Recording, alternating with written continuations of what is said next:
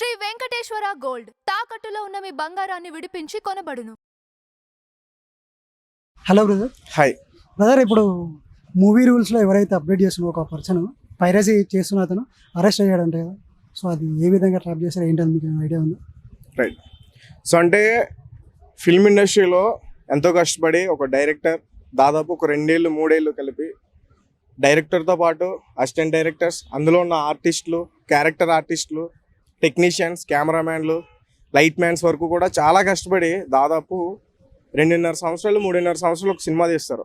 అట్లాంటిది cinema release అయిన సాయంత్రానికే ఈరోజు మూవీ రూల్స్ అని, ఐబొమ్మ అని, బప్పం అని, తమిళ్ ఎంవి అని ఇట్లాంటి వెబ్సైట్లు వచ్చేసి ఆ మూవీని కిల్ చేస్తున్నాయి. నిజానికి ఒక మూవీ బాగా స్టోరీ ఉంటే బాగా ఆడుతుంది. అదే రకంగా ఆ మూవీ కూడా బాగా ఆడితే కనుక ఆర్టిస్టులు బాగుంటారు, డైరెక్టరు బాగుంటాడు, కార్మికులు కూడా బాగుంటారు.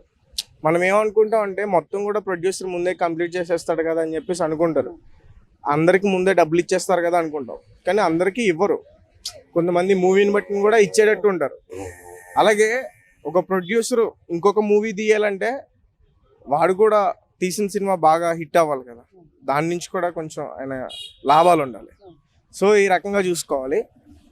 మొత్తానికి మూవీ రూల్స్కి సంబంధించి ఎవరైతే ఆ మూవీని మొత్తం కూడా రికార్డ్ చేసి 2.5 గంటలు 3.5 గంటలు ఒక యాప్ ద్వారా, దాని గురించి నాకు పెద్దగా ఐడియా లేదు, వాళ్ళు ఏదో యాప్ ద్వారా లింక్ పంపిస్తున్నాడు, లింక్ జనరేట్ చేసి మూవీ రూల్స్ వాళ్ళకి పంపిస్తున్నాడు, వాళ్ళతో టచ్లో ఉన్నాడు, వాళ్ళకి పంపిస్తున్నాడు అంటూ కూడా నిన్న చెప్పుకుంటూ వచ్చారు. దాదాపు ఇప్పటి వరకు చాలా మూవీస్ వరకు కూడా అమ్మాడంట.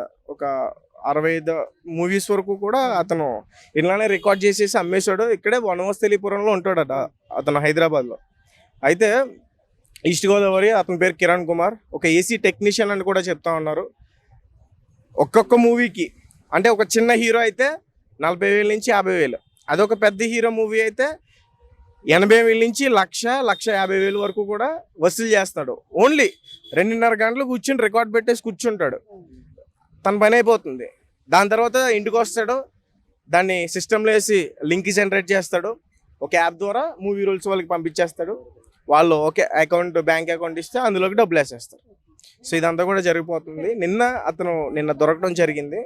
సో ఇంకా చాలా మంది ఉన్నారు, ఈ ఒక్క వ్యక్తే కాదు. ఇప్పుడు ఇక్కడ ఈ పైరసీని కూడా చాలా మంది ఎట్లా అంటే సపోర్ట్ చేస్తున్నట్టుగానే ఉన్నారు. ఎందుకు అనుకోవచ్చు అంటే పైరసీని కొంతమంది కావాలనే సపోర్ట్ చేస్తున్నారు. దానికి కూడా రీజన్ ఉంది. అంటే చాలా మంది ఫ్యాన్స్, ఇప్పుడు చాలా మన టాప్ హీరోస్ తెలుగు ఫిల్మ్ ఇండస్ట్రీలో చాలా మంది ఉన్నారు.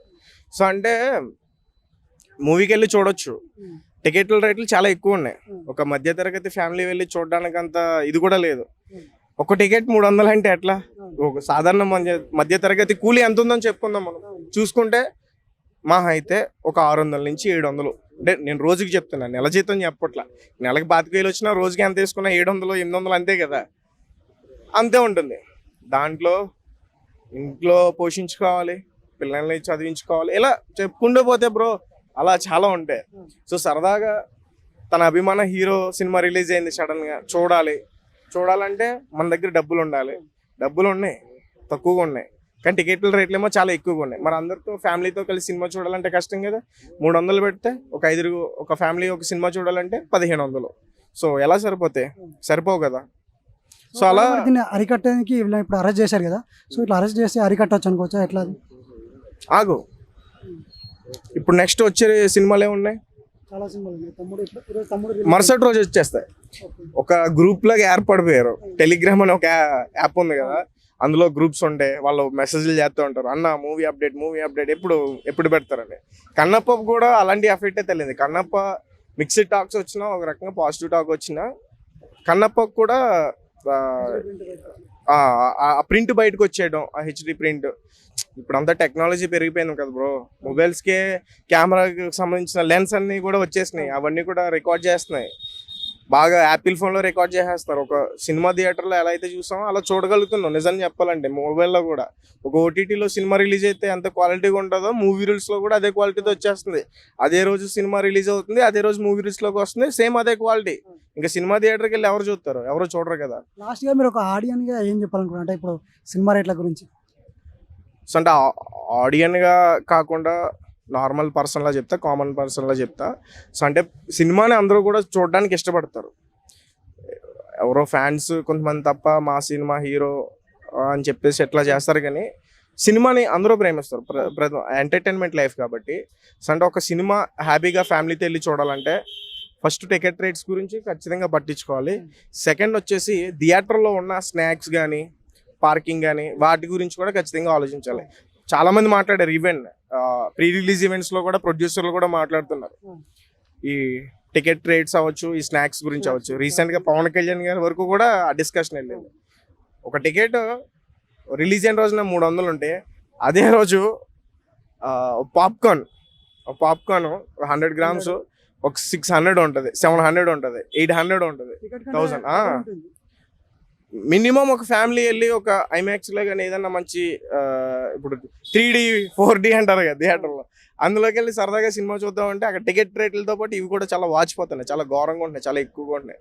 కాబట్టి అలా మూవీ అట్లా చనిపోతుందని అయితే మాత్రం నాకు అనిపిస్తుంది. ఐ మీన్ ఇలా దీన్ని బట్టి చూస్తుంటే ప్రొడ్యూసర్ కిల్ చేశారు అనుకోవచ్చా, అంటే రేట్లు ఈ విధంగా పెట్టేసి.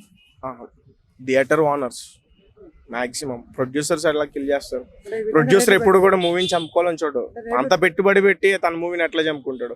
ఇంకా కొన్ని టికెట్స్ ఇస్తారు వాళ్ళకి, బయటకి ఇస్తారు. ఇలాంటి జర్నలిస్టులకి, కొంతమందికి తెలిసిన వాళ్ళకి, వాళ్ళు కూడా ఫ్యామిలీ మెంబర్స్కి వాళ్ళ సినిమా వేసి చూపిస్తారు టాక్ కోసం. కిరణ్ కుమార్కి నాకు తెలిసి ఫ్రాడ్ సంబంధించిన సెక్షన్స్ ఉంటాయి, నాకు అంత తెలియదు. ఇప్పుడు సెక్షన్స్ అన్ని కూడా మానే కాబట్టి బిఎన్ఎస్ యాక్ట్లో దాని ప్రకారం అతనికి శిక్ష అయితే వేయొచ్చు. మ్యాక్సిమం నాకు తెలిసి అతనికి ఒక 3 ఏళ్ల పాటు శిక్ష పడే అవకాశం ఉంటుంది. ఎవరైనా ఇంకా పట్టించుకుని ప్రొడ్యూసర్స్ ఎవరైనా కొంచెం బలంగా కేసులు పెడితే మాత్రం 7 years వరకు పడే ఉంటుంది. ఇలాంటి అరికట్టాలంటే ఒకటే రీజన్, టికెట్ రేట్స్ తక్కువగా ఉండాలి, స్నాక్స్ రేట్స్ తక్కువగా ఉండాలి. అప్పుడు మధ్య తరగతికి సంబంధించిన ఫ్యామిలీ మెంబర్స్ అందరూ కూడా హ్యాపీగా ఫ్రైడే, సాటర్డే, సండే మూవీకి వస్తారు. ఒక 1000 రూపాయల్లో 5గురు కూడా సినిమాని హ్యాపీగా చూసి ఇంటికి వెళ్ళిపోతారు.